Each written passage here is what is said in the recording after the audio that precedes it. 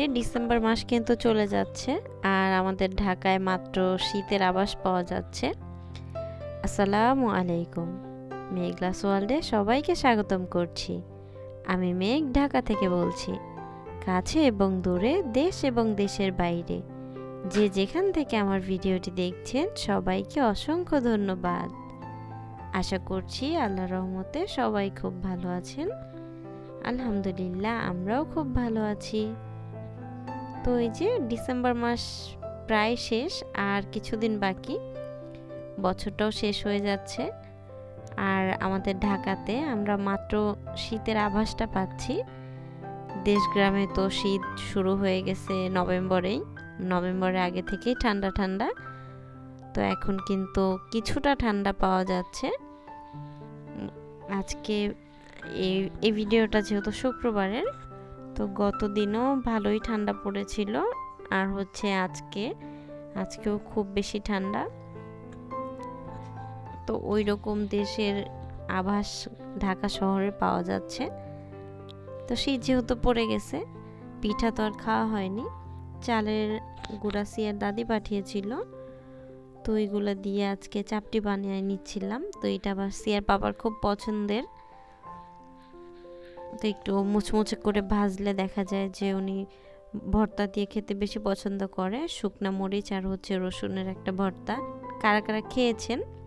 তো এটা কিন্তু খুব বেশি ভালো লাগে। আর একটা বানিয়েছিলাম, কিছু বানিয়েছি ডিম দিয়ে আর কিছু ডিম ছাড়া বানিয়েছিলাম। তো সেই ভিডিওটাই আজকে শেয়ার করলাম। আর আজকে সকালে এটা দিয়ে নাস্তা করা হয়েছে।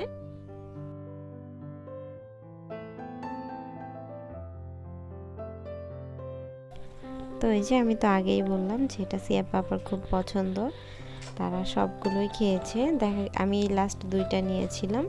তো এখান থেকেও আবার কারাকারি শুরু, যা এখান থেকেও দাও, অর্ধেকটা দাও, অর্ধেকটা দাও। তো এইটা নিয়ে খুব বেশি হাসাহাসি করতেছিলাম। তো ভিডিওটার এই পর্যায়ে যারা আছেন, হয়তো একটা লাইক করতে ভুলে গিয়েছেন, তারা প্লিজ একটা লাইক করে ভিডিওটা কন্টিনিউ করুন। আর যারা অলরেডি কাজটি করে ফেলেছেন তাদেরকে অসংখ্য ধন্যবাদ। আর আপনার যদি এই ধরনের ভিডিও ভালো লেগে যায়, আপনি চাইলে আমার চ্যানেলটাকে সাবস্ক্রাইব করে নিতে পারেন, আর পাশে থাকা বেল আইকনটি প্রেস করে দিতে পারেন।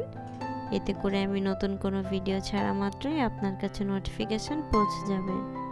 আর আপনি যদি চান তাহলে আপনার সময় এবং সুযোগ মতো ভিডিওটা দেখে নিতে পারবেন। তো এই যে ওইদিকে নাস্তা শেষ করে আবার চায়ের জন্য চলে এসেছিলাম। তো তখন চা বানানো হয়নি, চা দিয়ে তারপর গরম গরম সবাই ওইগুলোই খেয়ে নিচ্ছিলাম। তারপর আবার চা বানানোর জন্য এসেছি। তো চা খেতে খেতে দুপুর হয়ে গিয়েছে, দুপুরে রান্নার সময়। তো রান্না বান্না আর কি হবে, শুক্রবার দেখা যায় বাসায় কাজ কমও থাকে না, আবার বেশিও না।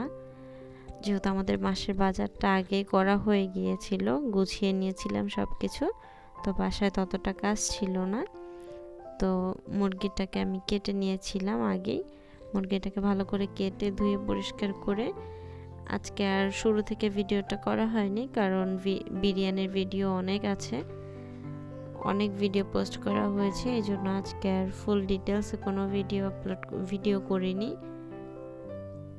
তো আমি গোস্তটা বসিয়ে তারপর ভিডিওটা প্লে করেছিলাম। তো এদিকে গোস্তটা হয়ে গিয়েছে, তারপর আমি কিছুটা চাল ভেজে নিচ্ছিলাম ভালো করে। চালটা ভালো করে ভেজে নিয়ে তারপরে হচ্ছে পানি দিয়ে দিব।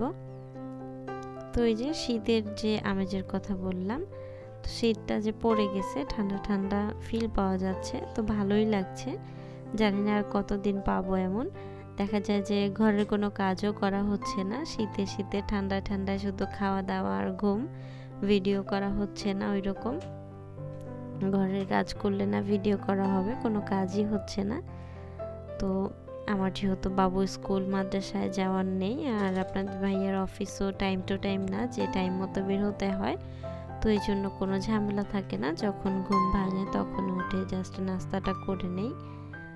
তার ঘরের তেমন একটা কাজ নেই। সিয়া তো সারাদিন খেলাধুলা নিয়ে ব্যস্ত থাকে, আর বিকেল হলে দেখা যায় যে নাস্তা খাওয়া, দুপুরের খাবার খাওয়া, রাতের খাবার খাওয়া, এছাড়া তার কোনো কাজ নেই।